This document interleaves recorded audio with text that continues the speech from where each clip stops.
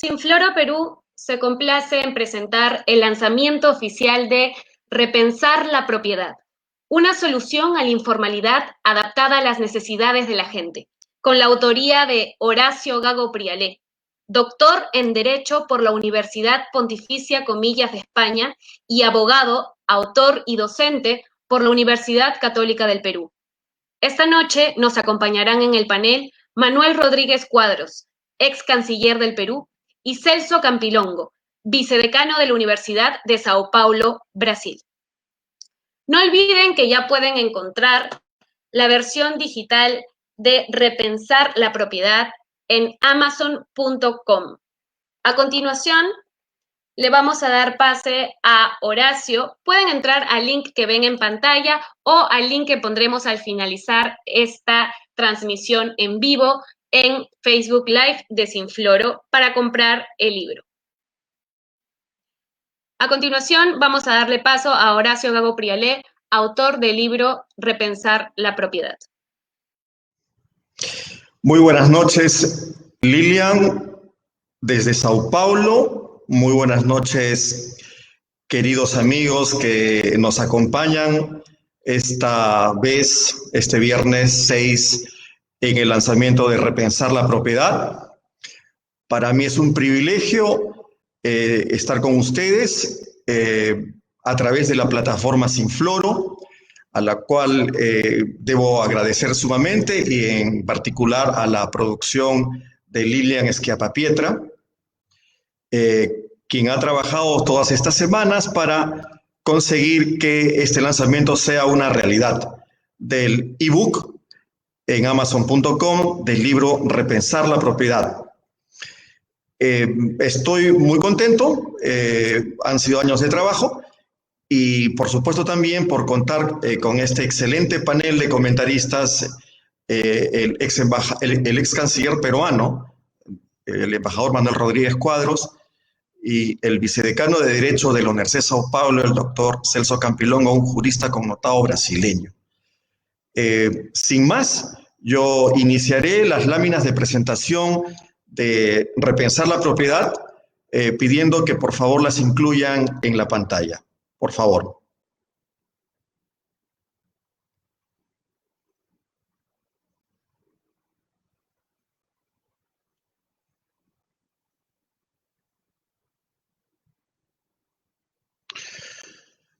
Repensar la propiedad es aceptar que la realidad de las cosas es distinta a la de los libros. Recorrí con el PNUD las quintas y callejones del RIMAC en Lima histórica y muchos barrios antiguos en el Perú, en Argentina, en Brasil, en Egipto y en Turquía. Y la idea se repetía. La renovación urbana de esos barrios tugurizados, sin desalojos, sin expulsar a las personas, sí era posible.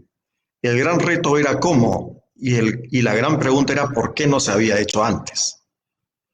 Repensar la propiedad, en esta introducción lo tengo que mencionar y lo quiero mencionar, fue lo que pidió el mayor jurista peruano de todos los tiempos, el doctor Jorge Avendaño Valdés, maestro de maestros de Derecho Civil y Derechos Reales en la Universidad Católica de Lima, quien reconoció en el Congreso de la República, cuando impulsábamos la Ley 29415 para la renovación urbana, reconoció que la propiedad en el papel era una farsa.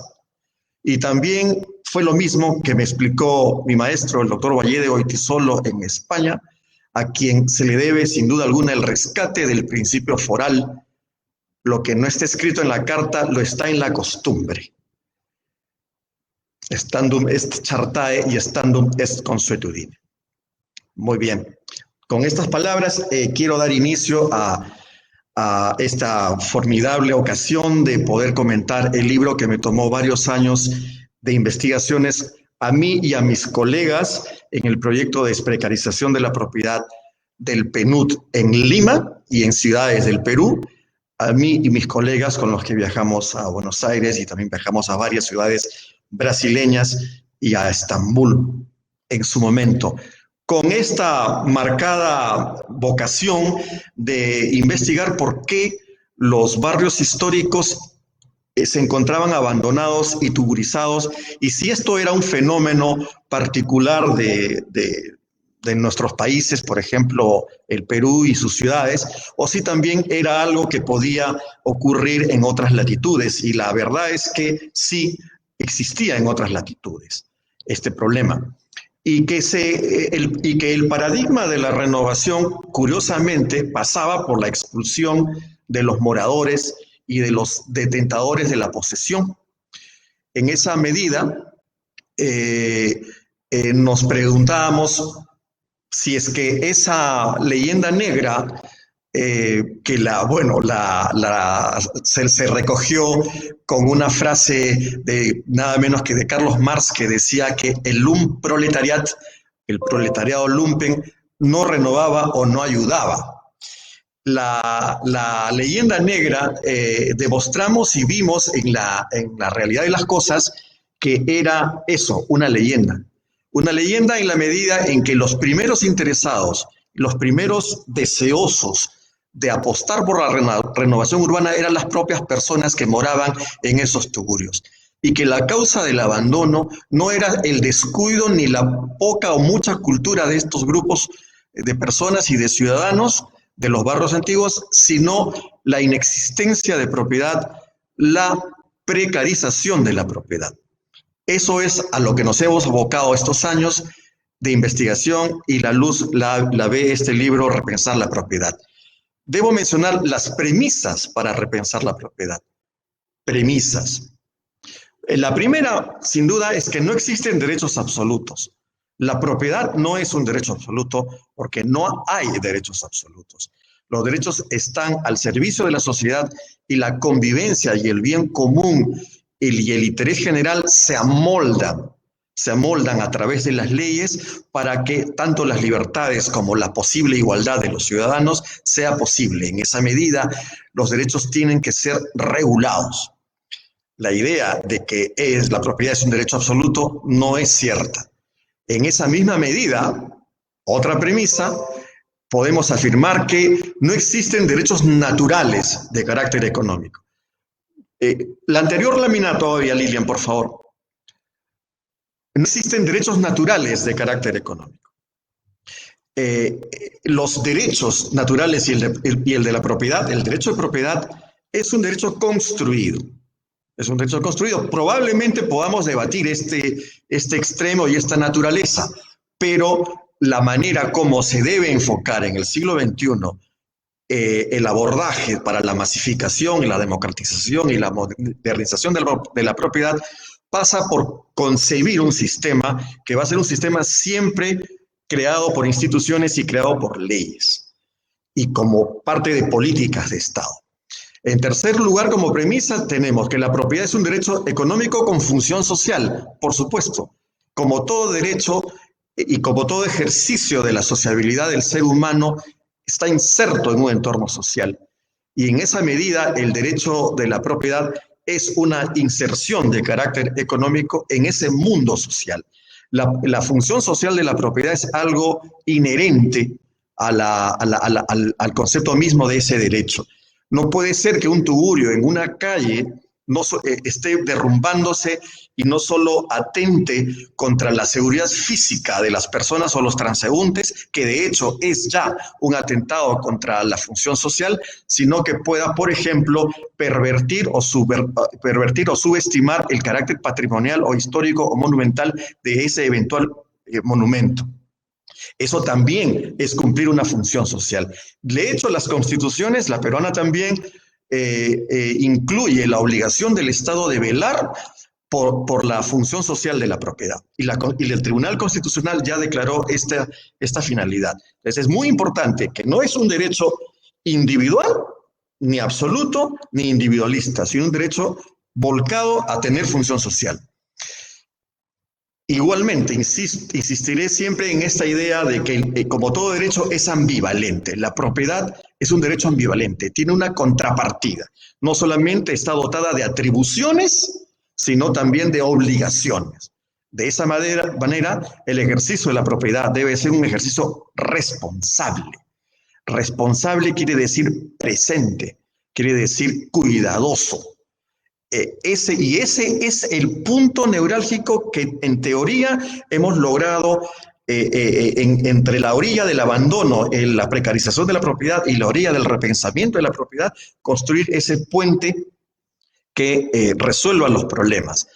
Porque siendo la propiedad un derecho económico de la persona, según el movimiento del Human Flourishing o florecimiento humano, encabezado por la jurista Margaret Radin en este caso, sería necesario pensar en qué persona ejerce la libertad para tener propiedad. Es el fundamento del concepto. Primero persona, después propiedad. En consecuencia, primero responsabilidad de esa persona responsable, comedida, cuidadosa, y después propiedad. Siguiente lámina, por favor. Gracias. La propiedad precarizada es la causa principal de la informalidad. ¿Qué cosa es esto de propiedad precarizada? Es el concepto que hemos encontrado repetidamente en estos casos prácticos, en estos espacios donde hemos investigado. Que es tal la maraña de desinformación, de cohabitación en el mismo título, que la propiedad en términos reales y concretos pierde su eficacia. El título está tan disperso o simplemente es inexistente que ese título de propiedad, esa propiedad, no representa al activo que es el activo que requiere para ejercer el titular un derecho económico, es el título correctamente. Propiedad y formalidad son dos caras de la misma moneda. Propiedad y formalidad son dos caras de la misma moneda. En esta medida, si tenemos propiedad moderna, tendremos menos informalidad y tendremos más formalidad. Es crucial el concepto de propiedad para ir al terreno de la formalización, al proceso de formalización. La informalidad se origina, y no voy a detenerme en este tema, en una vieja dualidad. Los intelectuales historiadores que han repasado el concepto de República de Indios y República de Españoles, del derecho indiano, de los tiempos anteriores a la República, los tiempos de la colonia bajo determinados yugos, el español en el caso del Perú, conocen que esta dualidad permitía dos mundos paralelos, uno subordinado al otro. En términos de vida social y vida jurídica, esa dualidad pasó a convertirse en enorme masa informal en el siglo XX, después de las migraciones campo-ciudad. Trabajo que lo he hecho en mi anterior libro, Sociedad Espontánea. Esta informalidad masiva es la característica del siglo XX, cuando la dualidad República de Españoles y República de Indios es inserta o es impregnada de matices de modernización y termina convirtiéndose con procesos, algún tipo de proceso de industrialización también y de reforma agraria, termina convirtiéndose en masivas migraciones del campo a la ciudad que reproducen en la ciudad esa dualidad previa, que ya no se llamaba dualidad, sino se pasó a llamar informalidad. Y el siglo XXI, acabamos de verlo, ¿qué ocurrió? Que el virus del COVID-19 no solo ha incentivado la informalidad, sino que la ha agudizado severamente. Estamos viviendo tiempos de enormes cuotas de informalidad y muy pocas estrategias para combatirla, y muy poco foco para hacer frente a la informalidad creciente en estos tiempos de nueva normalidad. No tenemos idea aún de cómo construir la nueva normalidad, porque no hemos tenido idea ni trabajado cómo construir la formalización en el pasado. Porque una cosa fue la formalización en el siglo XX, antes del Internet, antes de la georreferenciación, y otra cosa será la formalización en el siglo XXI, que ya no está referida solamente a mecanismos de subsistencia, sino a mecanismos de representación y de inserción de las cosas en títulos que se muevan con velocidad, pero también con seguridad.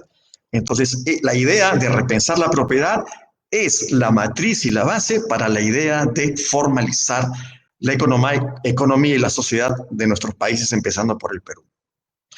El mercantilismo de ayer, para terminar con esta lámina de las causas de la informalidad, el mercantilismo de ayer, que podemos ejemplificarlo como el mercantilismo de los 12 apóstoles, que se expresa en la idea de que algunos grupos de familias o de poder concentraban el manejo del Estado y en consecuencia de la formación del derecho y en consecuencia de la producción normativa.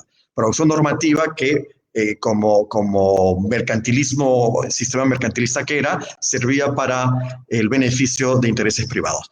En el siglo XXI ya no se llaman 12 apóstoles, pero se sigue llamando mercantilismo y probablemente deba llamarse neomercantilismo.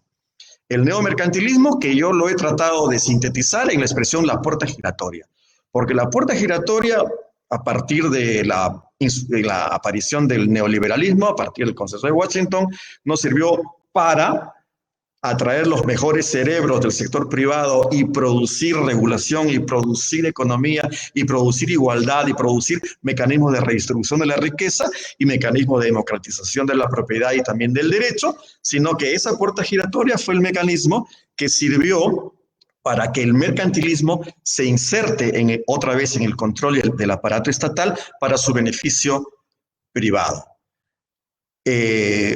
Los casos de corrupción política que hemos visto en los últimos años, meses, años y seguimos viendo, no son sino, en el caso peruano, de alguna manera vinculación con la puerta giratoria, como causa directa de informalidad también. Siguiente lámina, por favor.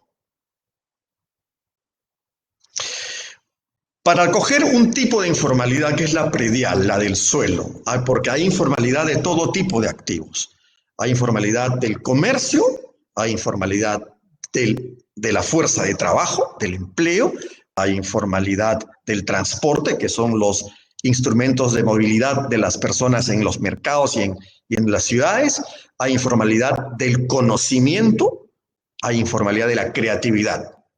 Y toda esa baraja de informalidad dispersa tendría que abordarse de modo integral y de modo transversal. Muy bien, pero yo quiero resumir en esta presentación poniendo el ejemplo de la informalidad del suelo o la informalidad de los inmuebles prediales. Por ejemplo, ¿los títulos no existen o simplemente están desfasados? Las edificaciones carecen de toda representación registral. Los títulos no existen porque cuando existieron, vino Cofopri y tituló el terreno, dejaron de ser importantes porque vinieron inmediatamente las edificaciones de 2 pisos, 3 pisos o 4 pisos que no se inscribieron en el registro. Entonces, esos títulos no fueron duraderos, se precarizaron o simplemente no existen. No existen porque no obran en ningún tipo de matriz física ni matriz de personas en ningún registro. No constan en ningún registro, ni personal ni real.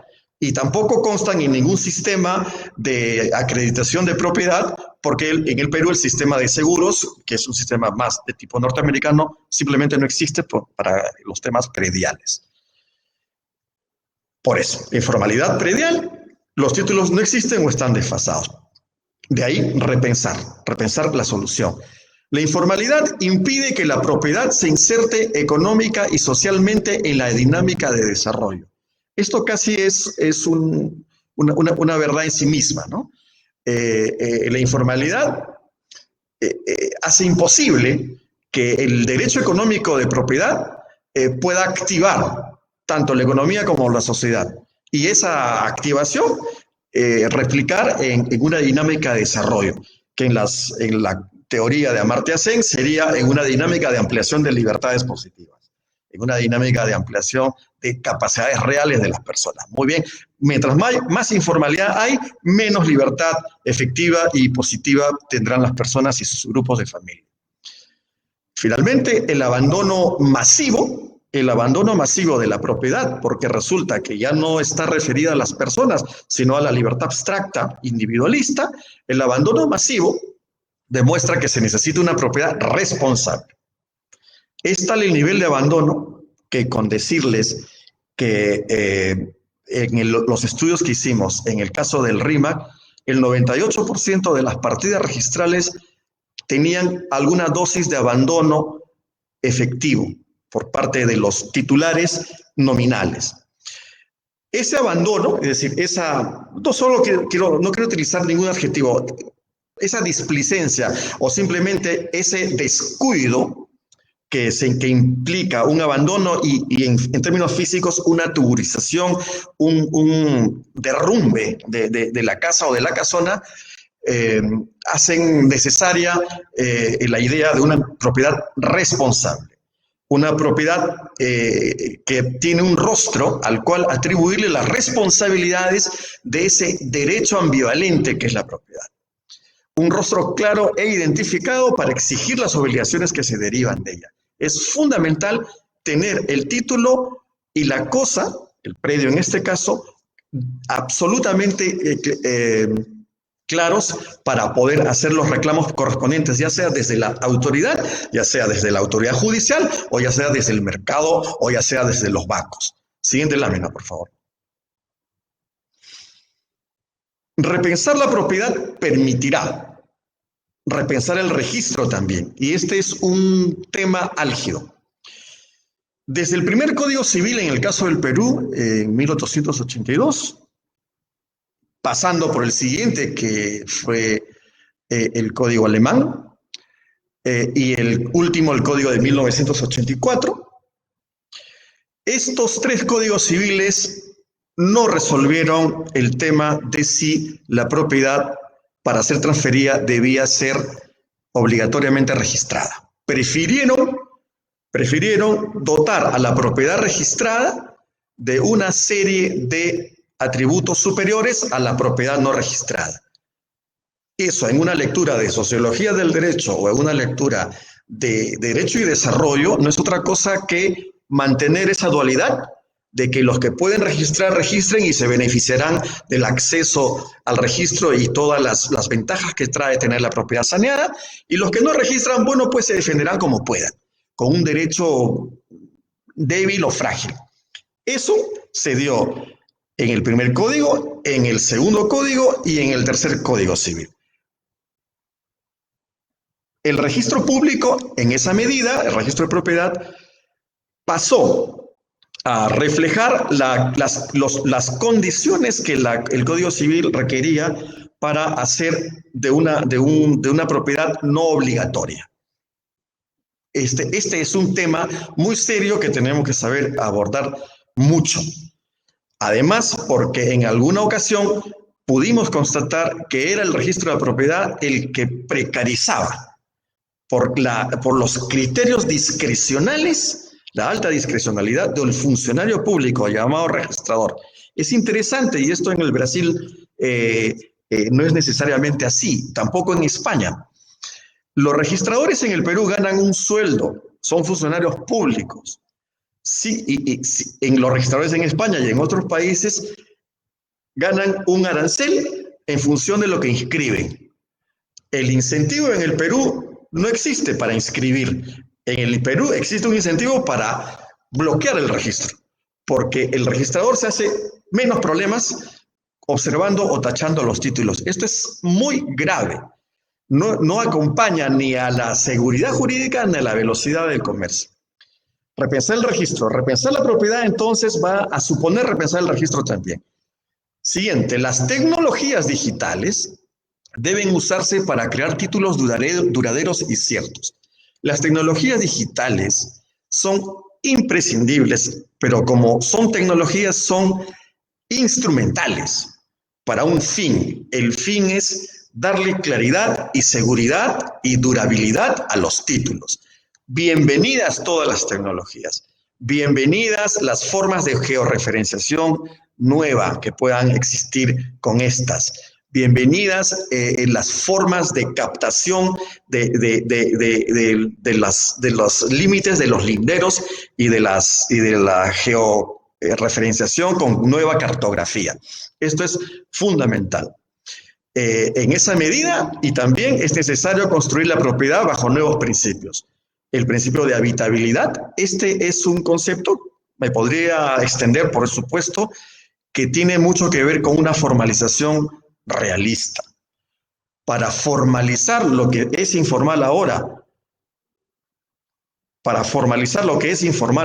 en ese proceso que tiene un inicio y tiene un fin, que es el proceso de formalización, se necesita tener un criterio realista.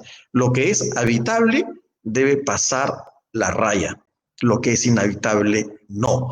Entonces, los criterios de habitabilidad son fundamentales. Habitat, Naciones Unidas ha trabajado bastante este concepto de habitabilidad. Tenemos que referirnos a esos criterios de habitabilidad en su momento en la construcción de una política de Estado para declarar la formalidad en base a lo habitable. Lo mismo, la sostenibilidad ambiental hoy en día es fundamental. La matriz energética limpia es fundamental, debe acompañar al proceso de formalización y al proceso de titulación. Las reservas de espacios, estamos viendo los incendios forestales en grandes espacios del Brasil y del Perú también, y en el Canadá y en Australia, por todos sitios. Un manejo de reservas es fundamental para lo cual los títulos son esenciales. Sin títulos y sin propietario claro, no hay forma de exigir las reservas, ni matriz energética limpia, ni ningún tipo de sostenibilidad ambiental. El derecho de propiedad es crucial para poder asignar responsabilidades.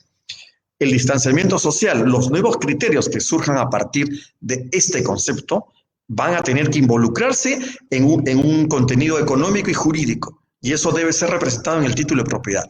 El software libre, del cual se habla también mucho, porque eso permite un acceso más económico, más fluido a la información. Siguiente lámina, por favor.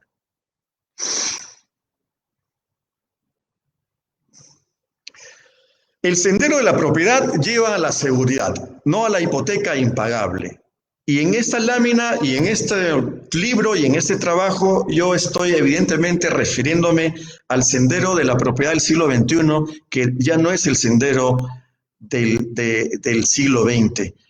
Las hipotecas no son, las hipotecas caras, de los créditos caros, no son el objetivo de la titulación, no lo son. Hay o ha habido una suerte de visión ideológica detrás de creer que se titula para obtener capital líquido en créditos caros, participar de mercados secundarios o terciarios o en gimnasias financieras de triple salto mortal. Ese tipo de visión del neoliberalismo no es real ni efectiva, en realidad es como la peruana. No se titula ni se formaliza necesariamente para obtener capital líquido en créditos caros, sino se titula para darle seguridad a las personas, seguridad a los titulares, durabilidad en sus derechos, solución a sus problemas familiares, solución a los problemas que van a heredar a sus hijos, solución y más valor para sus propiedades en el momento que quieran transferir. Los bancos no prestan dinero en base a colaterales. Eso no es verdad. Los bancos, eso es lo que hacen los prestamistas. Los prestamistas van con una joya o van con un terrenito y se lo entregan al prestamista y este le suelta dinero y si no se cumple el plazo y no pagan, lo hace suyo, ¿no? Con usura y con pacto comisorio. Los bancos estudian los flujos de los futuros deudores antes de obtener el crédito. Nos han querido vender la idea de que tenemos que titular para conseguir hipotecas. Eso no es cierto. La mejor seguridad es la durabilidad y correspondencia del título con la realidad. Porque otra vez, y reitero con mucho énfasis, buscamos los propietarios mayor valor económico por tener completo el papeleo, por tener un mercado de reventa mayor. No queremos vender un problema, queremos paz familiar y paz sucesional para nuestros herederos y queremos activar nuestras posibilidades de negocios. Esto es muy importante. Esta es mi breve presentación. He tratado de resumir mis conceptos. Les agradezco mucho. Estaré feliz de responder a las preguntas que se den y escuchar muy atentamente a nuestros invitados. Voy a hacer la presentación de el doctor Manuel Rodríguez Cuadros. Manuel Rodríguez Cuadros, cusqueño, diplomático y jurista. Realizó sus estudios de Derecho en la Universidad Nacional de San Marcos y de Diplomacia en la Academia Diplomática del Perú. Hizo sus estudios de posgrado en el Instituto Internacional de Administración Pública de Francia. Es máster en Derecho Internacional y Relaciones Internacionales por la Universidad de París 5. Ha sido canciller de la República del Perú, es decir, ministro de Relaciones Exteriores. También fue viceministro de Relaciones Exteriores y secretario general del Perú, de Relaciones Exteriores. Fue embajador del Perú en Bolivia, fue embajador del Perú en la OEA, en la Organización de Estados Americanos, también en la Organización Mundial del Comercio y en otros organismos internacionales con sede en Ginebra. Como canciller, impulsó y negoció la creación del UNASUR. Actualmente es presidente del Instituto Latinoamericano de Derecho Internacional y Relaciones Internacionales, y la DIGIR, y es miembro de la Comisión Consultiva para el caso Perú-Chile en la Corte Internacional de Justicia de La Haya. Doctor Rodríguez, amigo mío, siempre siguiendo mutuamente nuestros trabajos, te cedo la palabra con mucho afecto y mucho agradecimiento. Muchas gracias, Horacio. Para mí realmente es un privilegio participar en la presentación de tu libro en compañía del doctor Celso Campilongo. En el siglo XX, la política y el pensamiento en las ciencias sociales, el derecho y la filosofía estaban corrientemente vinculados al estudio, diagnóstico e interpretación de la realidad nacional. Ahí están Ribagüero, Mariátegui, ahí La Torre, Basadre. Todos ellos pensaron el Perú. La pregunta era, ¿qué es el Perú y a dónde debe ir el Perú? El siglo XXI trajo la globalización con sus efectos positivos y negativos. La economía creció y se expandió la clase media de manera precaria, pero con fuerza. Millones de hogares salieron de la pobreza, a la que hoy están regresando.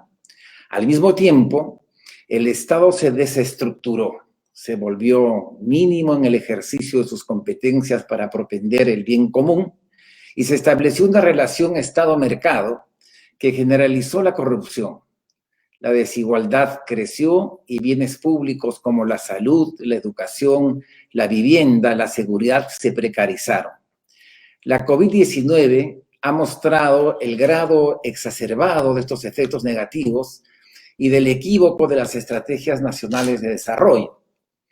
A diferencia del siglo XX, en el siglo XXI, los estudios y visiones sobre la realidad nacional en este contexto son muy escasos. Se reflexiona el Perú desde afuera, desde el mercado mundial o de un hiperfactualismo que esconde los problemas y las soluciones.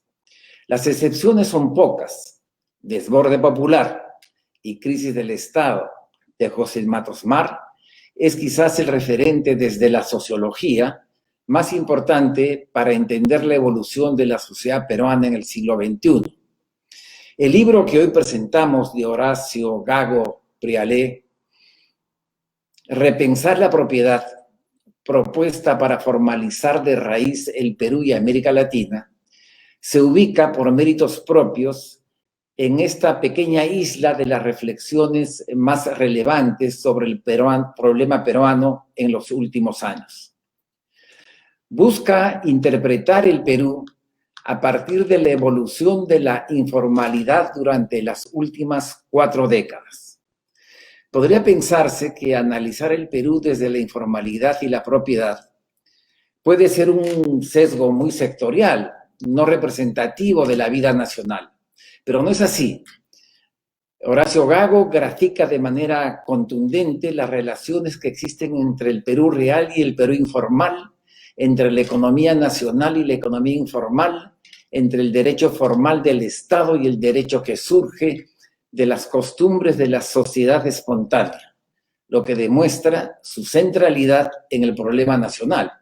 Algunos datos son determinantes. El año 2017 se censaron más de 2.300.000 establecimientos comerciales a nivel nacional, de los cuales el 95% se trata de microempresas con formas de organización simple. El 4% son pequeñas empresas y solo menos del 1% medianas o grandes empresas. El empleo generado en la economía nacional es mayoritariamente informal. Indicadores del Banco Mundial recuerdan que en el Perú el 73% de la empleabilidad es informal. El 40% de la fuerza laboral está autoempleada en microempresas informales y solo el 20% de la fuerza laboral está afiliado a algún plan de pensiones formal, incluso si se suma a aquellos trabajadores que laboran para empresas grandes. Esto nos lo dice con precisión Horacio Gago. En su análisis de la informalidad, se aleja con claridad y contundencia de las aproximaciones formalistas que reducen la informalidad a la ausencia de inscripciones registrales o a una cultura de la ilegalidad. Aplicando una visión económica alternativa al mercantilismo o neomercantilismo neoliberal y una visión viva del derecho, también alternativa al formalismo jurídico, Horacio Gago demuestra que en realidad la informalidad es la expresión de una trama compleja de relaciones sociales y económicas que tienen lugar al margen de las reglas del mundo oficial y formal, pero que autogeneran sus propios valores y sus propias reglas jurídicas en función de sus necesidades, identidades culturales y referentes de pertenencia. El análisis de caso de la tuburización y de sus soluciones en el RIMAC marcan, creo yo, con mucha claridad estos sesgos y estas características.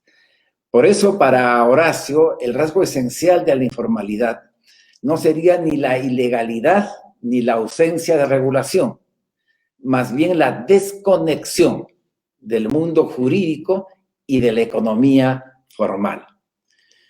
La informalidad, en ese sentido, para Horacio Gago, es, y cito, la carencia de poder jurídico de las personas para realizar negocios y operaciones estructuradas y conectadas con redes amplias de la economía. No poder realizar negocios usando títulos fuertes. No poder organizar y servirse de cadenas logísticas y de sistemas de estandarización. No poder rastrear flujos y movimientos comerciales. En suma, no contar con los instrumentos modernos de conexión con los mercados y el Estado. Fin de la cita. Si la informalidad es esencialmente desconexión, la alternativa para superarla parece evidente en el pensamiento de Horacio Gago. Hay que romper la desconexión y conectar, articular las expresiones económicas, institucionales y jurídicas del mundo de la sociedad espontánea peruana, aquel del desborde popular de Matos Mar, con la economía formal y la acción normativa del Estado. Pero no en un proceso de asimilación, sino de interacción mutua, con influencias y articulaciones de parte y parte. A la sociedad espontánea, siempre según el pensamiento de Horacio, le corresponde un derecho espontáneo, de base y expresión consuetudinaria. Muestra que las leyes que regulan el sector formal abarcan en su ámbito de aplicación solo el 35% de la fuerza laboral activa y a las actividades de solo el 2% de las empresas en el país. El 65% de la fuerza laboral activa y el 98% de las empresas son informales, MIPES y unidades económicas unipersonales. Esta es la importancia y las características estructurales del problema de la informalidad y de la propiedad como un vector central en el análisis de la realidad nacional. Conectar estos dos mundos económicos y estos dos órdenes de derechos es la tarea, según Horacio, de la formalización. Y el instrumento esencial, lo hemos escuchado en su presentación hace unos minutos, el instrumento esencial debe ser una reformulación del concepto mismo de la propiedad. Postula la superación del concepto de propiedad basado en el uso irrestricto de la libertad, que es la idea, a su juicio fracasada, del neoliberalismo, responsable de la crisis financiera del 2008. En su lugar, postula una visión, y nos lo ha explicado, de la propiedad basada en la persona, como centro de la vida individual y social, que supone la alteridad de la relación social y la consideración del bien común. Un nuevo concepto de propiedad en el que la libertad se deriva de las personas y no al revés. Este nuevo concepto permitiría una nueva ética en la economía y a la vez revaloriza su función social. Supone asimismo, en su dimensión jurídica, superar el eclecticismo del título de propiedad al que ha hecho referencia en términos históricos Horacio en su presentación, en donde los elementos registrales se imponen a los declarativos. Postula como alternativa el uso de una nueva metodología inductiva para la elaboración de las leyes y procedimientos digitales del reconocimiento de los títulos de propiedad sin el tutelaje distorsionador del tipo de procedimiento registral que restringe y que bloquea. Abrir la propiedad a todos los propietarios sin título y a los poseedores legítimos aparece así como el camino más inmediato y eficaz para superar la ausencia de conexión que hace de la informalidad un lastre para el desarrollo económico, social e institucional inclusivo. Volviendo a José Matos Mar, el libro de Horacio Gago demuestra que, cito, el Perú oficial no podrá imponer otra vez sus condiciones. Deberá entrar en diálogo con las masas en desborde para favorecer la verdadera integración de sus instituciones emergentes en este Perú que surge. Pero para esto deberá aceptar los términos de la nueva formalidad que las masas tienen en proceso de elaboración espontánea, permanente y constante. Un libro de indispensable lectura. Para mí de lectura obligatoria en estos tiempos de pandemia, de repensar el Perú y de las próximas elecciones. Muchas gracias, embajador Manuel Rodríguez Cuadros. Extraordinarios conceptos, muy útiles. Paso enseguida la palabra al doctor Celso Fernández Campilongo. El doctor Celso Fernández Campilongo es licenciado en Derecho por la Universidad de Sao Paulo, es magíster y doctor en Derecho de la Universidad de Sao Paulo, es profesor de la Facultad de Derecho de la Pontificia Universidad Católica de Sao Paulo y titular de la Facultad de Derecho de la Universidad de Sao Paulo. Además, es profesor titular de la Facultad de Derecho y profesor de doctorado de la Pontificia Universidad Católica de Sao Paulo y coordinador académico de los grupos de extensión universitaria, servicio de asesoramiento jurídico universitario. Trabaja con la docencia e investigación en las áreas de teoría del derecho, filosofía del derecho y sociología del derecho. Orienta trabajos académicos principalmente en las áreas de teoría del derecho, filosofía del derecho, sociología jurídica y teorías sociales del derecho. El doctor Campilongo estuvo en Lima en 2 ocasiones acompañando precisamente las investigaciones o las conclusiones de algunas de esas investigaciones de la estudurización. Para mí es un honor y un privilegio tener al doctor Celso Campilongo, vicedecano de la Facultad de Derecho de la Universidad de Sao Paulo, prestigiosa universidad brasileña, con nosotros. Adelante, doctor Campilongo. Buenas noches a todos. Muchas gracias a Sinflorio por la invitación. Es un gran gusto estar con Lilian Scapa Pietra, con el doctor embajador Manuel Rodríguez y en un modo muy, muy especial con el autor del libro, el profesor Horacio Gago. Repensar la propiedad es un libro actual e muito interessante para toda a América Latina. E os problemas da informalidade, da mala distribuição da propriedade e das grandes cidades de América Latina são comuns a todos nossos países. Estuvo com Horacio, como ele dijo hace unos minutos, en el RIMAC en Lima. E depois estuvo com Horacio em Paraisópolis, acá em São Paulo, que é uma das mais grandes favelas de Brasil. Mi primeiro comentário ao belíssimo livro de Horacio é comentário que é cerca de aquilo que o Dr. Manuel Rodríguez nos dijo hace algunos minutos. En una sociedad más antigua,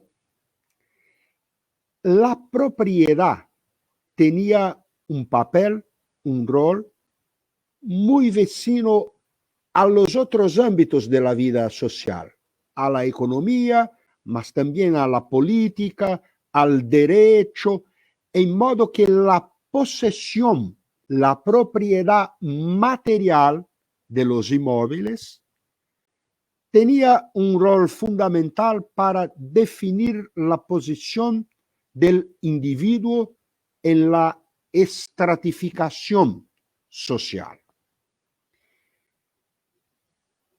Esta es una situación que cambió. Y este cambio permite a nosotros comprender la función social de la propiedad en la actualidad. Hoy, la función de la propiedad es aquella de facilitar la transacción, la circulación de bienes y de riquezas, de dinero. Tiene un rol fundamental en la economía. Esto es diverso de aquello que sucedía hace 3 o 4 siglos. Hoy, la propiedad no es importante por su materialidad. Es obvio que es importante también por esta materialidad, mas es aún más importante en razón de la circulación de la riqueza. Para esto, se puede describir la situación de la función social de la propiedad en la actualidad como una especie de mecanismo de acoplamiento estructural entre el derecho y la economía. Como si las estructuras del derecho tuviesen la capacidad de sensibilizar las estructuras de la economía. Y al reverso, como si la economía tuviese la posibilidad de sensibilizar el derecho. Este es el rol de la propiedad privada. Esta es su función social. Para esto, formalización, legalización, notariado, registros públicos, registro de inmuebles, todo esto tiene una fundamental importancia para justificar y comprender el rol de la propiedad para la transmisibilidad, para la circulación y para el desarrollo de la economía, mas también de la seguridad jurídica. Me parece que esto es un punto que el profesor Horacio sabe subrayar, destacar, meter en relieve para decir que esta desconexión entre la propiedad y la economía es un problema que debe ser enfrentado y resolvido por los juristas, pero también por los economistas. No es un problema exclusivamente jurídico, es un problema jurídico, pero también económico y social. Esto resta muy claro en el bel libro del profesor Horacio. Gracias. Pasamos a las preguntas, pero creo que Lilian tenías unos comentarios sobre dónde comprar el libro. Así es, para todos aquellos que quieran adquirir el libro, pueden entrar al link que estamos dejando en este momento en pantalla y también lo vamos a dejar en la publicación de Facebook de este Facebook Live. De igual manera, pueden visitar nuestra página web repensarlapropiedad.com, en donde podrán encontrar también el link que los llevará a adquirir el libro. Ahora vamos a pasar a las preguntas. La primera pregunta, la vamos a mostrar aquí, es de Julio. ¿Cuál es la diferencia entre la tesis de Gago y la de Hernando de Soto? Esa es una pregunta para mí. Bueno, lo he soslayado. Lo he soslayado en mi exposición. Yo creo que para construir un sistema de propiedad y títulos duraderos, fiables, consensuados y que reflejen las prácticas y el derecho consuetudinario y ese derecho vivo, no se pueden tener ideologías. No se puede partir de premisas ideológicas. Como de hecho el Consenso de Washington impuso o sugirió o soslayó, o como quiera usarse el verbo correcto, en los tiempos fuertes de los programas de ajuste estructural, de privatizaciones, de reformas del Estado, que fueron los años 80, 90 y 2000. En esos tiempos, la idea fuerte o el pensamiento único, en el caso de Hernando de Soto, es titular para crear capital. Titular para convertir la propiedad en líquido, ¿no? En capital líquido. En consecuencia, titular para hipotecar. Mi punto de vista es distinto. Yo creo que por dos razones. En primer lugar, porque las personas no buscan el título de propiedad para hipotecar. En ese momento probablemente sea una posibilidad, la potencialidad de hipotecar existe, pero no es la finalidad primera ni primaria del título. El título es brindar seguridad, confiabilidad, refugio a las familias, seguridad para transigir sobre el bien en el futuro, seguridad para modificar la casa, el activo, construir sobre ella, seguridad para dejar en herencia no problemas, sino soluciones bien dadas. Esa es la primera gran diferencia. Y no porque yo me la invente, sino porque la hemos visto funcionar en la práctica. Básicamente, digamos, yo podría mencionar alguna otra. Lo que ocurre es que tenemos una formación económica de economista y una formación jurídica, y ahí siempre hay espacio para la discusión. Creo que el derecho espontáneo es necesario e imprescindible de sistematizarlo, de recogerlo, identificarlo, sistematizarlo, y he tratado de incorporar o de mostrar una metodología en el libro. Mientras que en el pensamiento de Hernando de Soto no existe ninguna metodología para construir matrices de derecho espontáneo que den sustento a los activos, ¿no? Y en tercer lugar, yo creo que el papel del Estado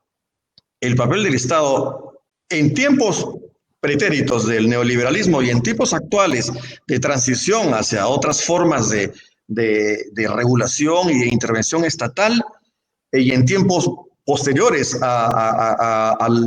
seguramente en el futuro, cuando la tecnología permita seguir y mejorar las sinergias entre libertad e igualdad, en esas circunstancias o en ese contexto, creo que el título va a ser siempre una condición necesaria para el desarrollo, pero no una condición suficiente, ¿no? A diferencia de Soto.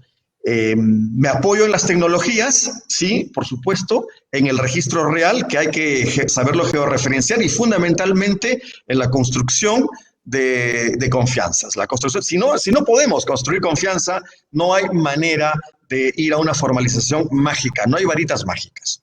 Eso quería responder esa pregunta. Gracias, Lilian. Muchas gracias a los tres por participar en este foro, y queríamos invitar al público a que no olviden que el libro, si desean adquirirlo, pueden hacerlo en la página web de Repensar la Propiedad. Es www.repensarlapropiedad.com, y de igual manera les vamos a dejar el link en el comentario del video, en la parte de abajo, para que ustedes puedan entrar directamente. De lo contrario, pueden dirigirse también a la página de Repensar la Propiedad. Gracias a los tres por participar el día de hoy con nosotros, por acompañarnos esta noche. Gracias a todos los que han estado haciendo la pregunta. Por aquí pueden ver la portada del libro de Horacio, Repensar la Propiedad. Y no olviden que pueden hacer la compra de manera online en Amazon.com, en la página web www.sinfloro.com, que también la vamos a compartir por ahí, y en www.repensarlapropiedad.com. Vamos a dejarles todos estos links en la parte de abajo del video para que ustedes puedan ingresar directamente. Y de igual manera queremos terminar este en vivo diciéndoles que los comentarios que nos han puesto aquí abajo van a ser respondidos a lo largo de la semana, a los que no se les ha podido responder. Muchísimas gracias, Manuel, muchísimas gracias, Celso, y Horacio, felicitaciones, y gracias por confiarnos tu lanzamiento a Sinfloro Perú.